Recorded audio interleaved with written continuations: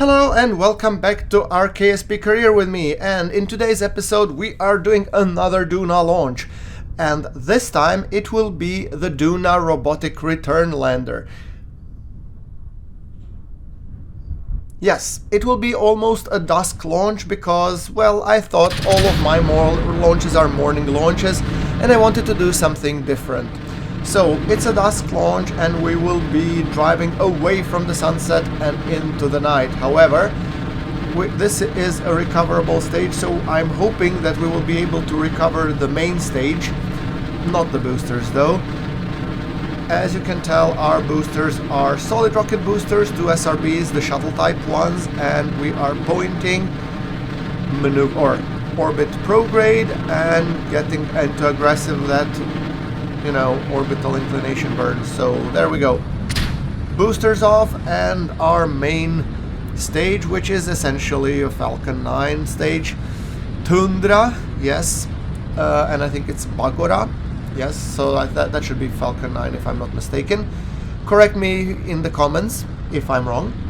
However, we are burning orbit prograde, and as you can tell, I'm maintaining my thrust to weight of between 1.8 and 2, because I think this is also almost the optimal, so to say, burn-wise regarding and ability to control my apoapsis and periapsis. So there we go.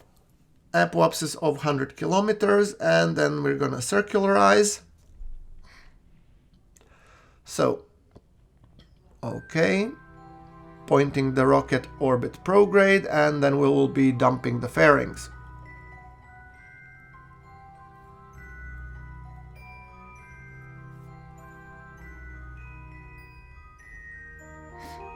Okay, there we go.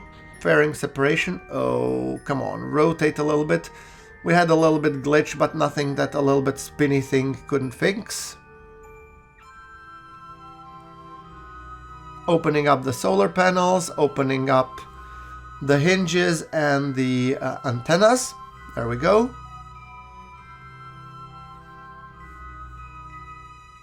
So 23 seconds to burn for an orbital insertion, and in the main stack we have 767, which will leave us a tiny fraction of the fuel for the return burn. Or more like a landing burn, yes. Alright, and I'm not gonna expand everything, I'm gonna cut it here so we have 100 meters per second, decouple the rocket, and then we will be performing the orbital insertion burn. There we go, 100 kilometer orbit roughly, and now we're gonna switch to the booster stack, main booster, and that one we will see 300 meters per second once we get rid of the payload. Wonderful, so we're gonna try and actually get that one landed safely.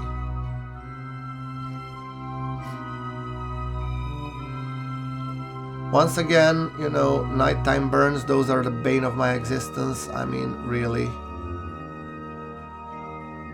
Okay, I'm gonna be turning on the air brakes. I have positioned them so that they turn the rocket orbit retrograde. And eventually, as it hits the atmosphere, it should stabilize and no longer be dancing all over the place. See? This is, I don't know which time, attempt to recover the booster. Many of them have, failed miserably. Let's hope that this one is different.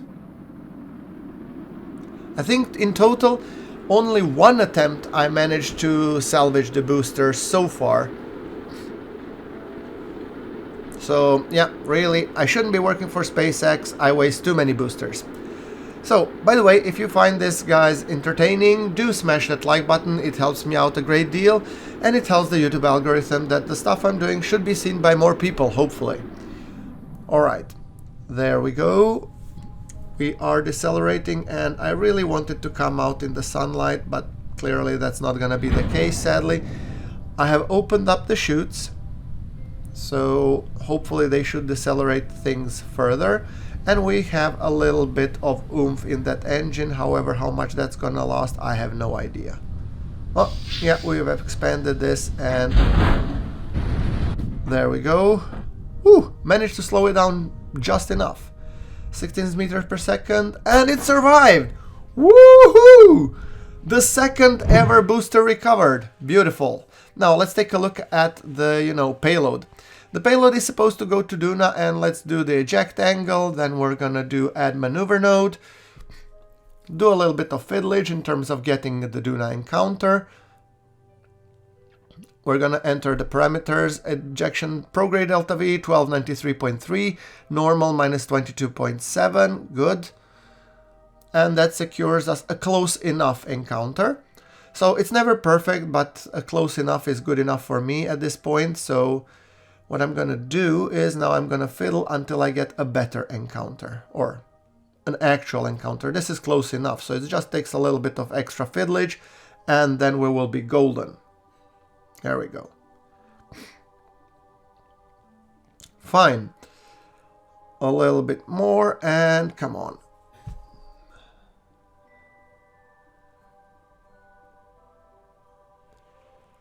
Alright, a little bit more. We have a Duna encounter, 46 million meters, so we should probably decrease that to something more reasonable. I mean, from this distance, getting enough Duna periapsis is a good thing in itself. So now I'm just experimenting with different, prograde, retrograde, normal, anti-normal, whatever, just to get the Duna periapsis as low as possible, meaning that we'll be passing close to Duna as possible, and then we shall be performing the burn.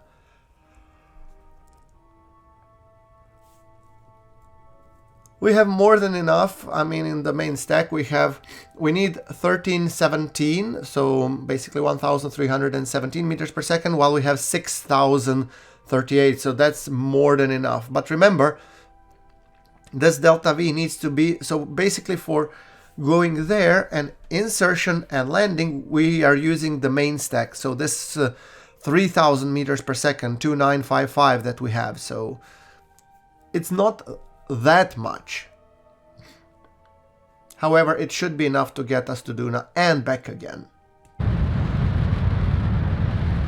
There we go.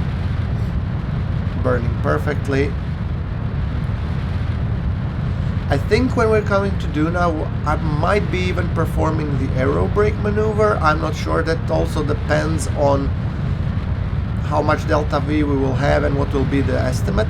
Maybe I won't need to. I mean, I would like to avoid it if possible, but never say never, There we go. Now we're just gonna gently burn until we get ourselves a decent encounter. Easy does it, Chief. Easy does it.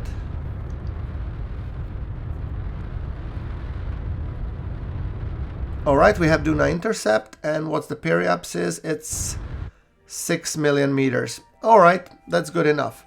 I guess that the only thing that we need to do is that at the descending node we do a minor correction. Good. All in all, I'm happy. So let's remove these and let's show this craft as it leaves. This is the third craft to be leaving Kerbin, so yeah.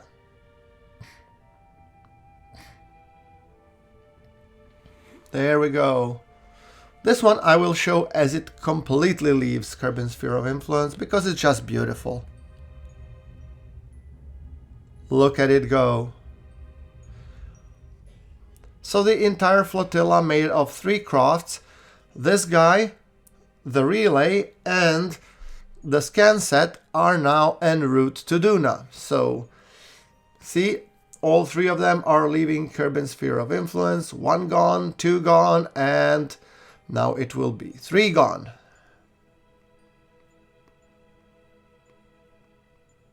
Beautiful.